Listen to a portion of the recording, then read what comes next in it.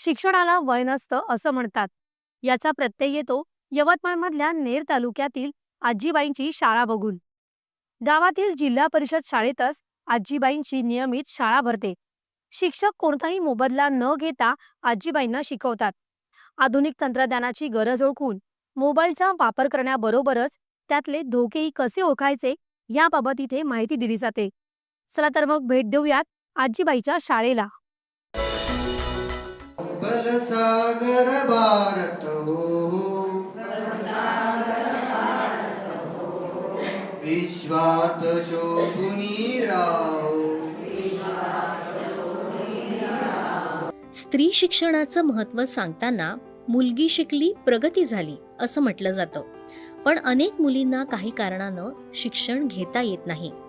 आजच्या काळात शिक्षणाला अनन्यसाधारण महत्त्व असताना नेमकी हीच गरज ओळखून यवतमाळ जिल्ह्यात नेर तालुक्यातल्या पाथरटगोळे या गावात मुख्यमंत्री समृद्ध पंचायत राज अभियानाअंतर्गत आजीबाईंची शाळा भरवण्यात येते. आमच्या गावामध्ये आजीबाईची शाळा भरत आहे. त्यात 17 आजीबाई शाळेत येत आहे. त्यांना विविध विषय शिकायला मिळते.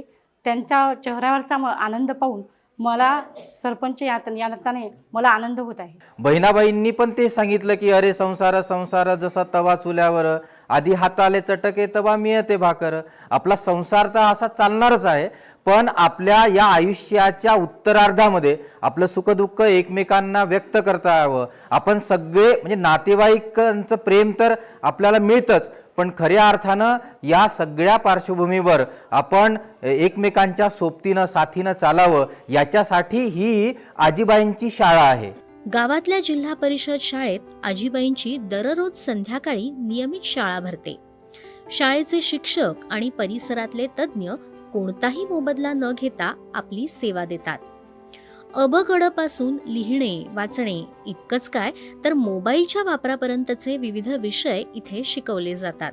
या आजीबाईच्या शाळेत 26 तारखेपासून आम्ही आजपर्यंत 5 दिवस झाले शिकून राहिलो.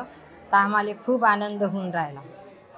आणि हेच संस्कार घेऊन आम्ही घरी जातो. शाळेत शिकताना आमच्या नातवंडांना आम्ही हे संस्कार सांगतो शाळेत. विविध विषय शिकवण्यासोबतच आजीबाईंना मोबाईलच्या माध्यमातून होणाऱ्या फसवणुकींबद्दल सतर्क केलं जातं. या उपक्रमाला मोठा प्रतिसाद मिळत असून 75 पेक्षा जास्त आजीबाई उपस्थित राहून ज्ञानार्जन करत आहेत.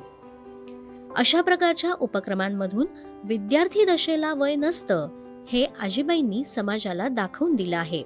दूरदर्शन बातम्यांसाठी आनंद कसंबे, यवतमाळ.